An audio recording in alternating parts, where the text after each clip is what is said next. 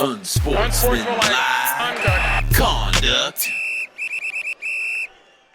Hey, welcome to Unsportsmanlike Conduct. Thanks for stopping by. I'm Greg Wolf. This is it, the first episode, and we're talking Super Bowl 50.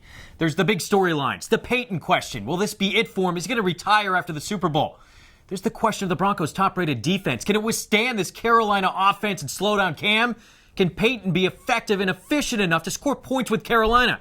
But even more important than all of that issue of Dabbin. How many times are we going to hear it this weekend? You know, there's even a prop bet on how many times Jim Nantz and Phil Simms say Dabbin on the Super Bowl broadcast. Totally ridiculous. I'm taking the over. This season, as great as it's been for Carolina and their near perfection, it was about Cam's new dance move. Well, you know, it's not really his move. To understand all the upheaval and criticism that Cam faced, you know, a woman even penned a letter expressing her disappointment in Cam for doing his dance move. We have to first go back to its roots. A rap group based out of Atlanta called Migos created the dab. And if you've ever seen Freak No More or Pipe It Up, and you thought Cam Dabbin raised eyebrows, you don't want to check out these videos, trust me. You know, I'm guessing Peyton has never seen a Migos video either. But if he wants to learn how to dab properly, or anybody else out there for that matter does, Migos basically has an entire song devoted to learning the one-move dance. It's called Look at My Dab. Look at my dab, get in there. Look at my dab. Look at my dab. They're actually managed by Coach K. No, not that one. Different Coach K, and I'm not making that up. And I must say, you know, after watching the video, Look at My Dab, Quavo has a very impressive grill. Gold-plated, too. Nice work. So before everyone jumps all over Cam and condemns the poor man for something that just makes him happy on a football field and can smile, let's remember this, because history tends to repeat itself. Dancing was also banned before. It was thought to be the devil's work, until the little town of Beaumont got a history lesson from the enlightened Ren McCormack. From the oldest of times, people danced for a number of reasons, and they danced to celebrate. In Psalm 149, praise ye the Lord.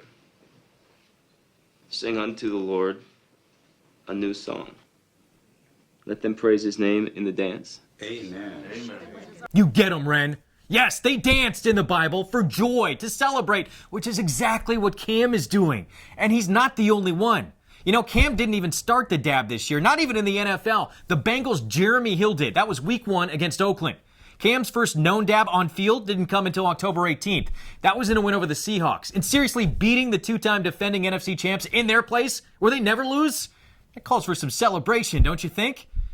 And there were coaches getting in on the dab craze too. Andy Reid, he killed it by the way.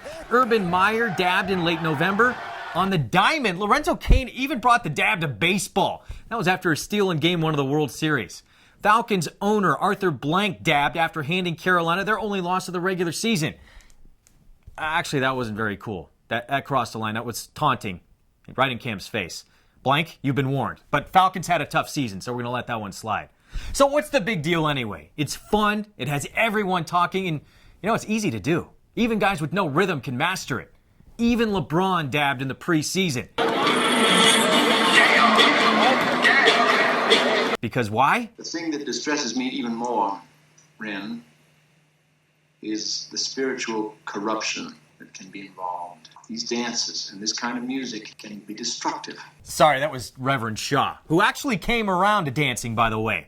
Here's what I meant to show you. David danced before the Lord, leaping and dancing. Yes, exactly. So let's not put all this on Cam. Everyone's just having fun. It's not meant to taunt or show poor sportsmanship, unless you're Arthur Blank. It's about celebrating life.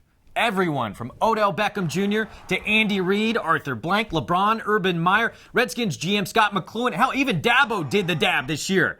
I guess he kind of had to dab, right? The name's just too perfect. It's about having fun. But say what you will about Cam, about dabbing, sure, Quavo, Takeoff, and Offset may have created the dab, but ain't nobody dab like the Beam.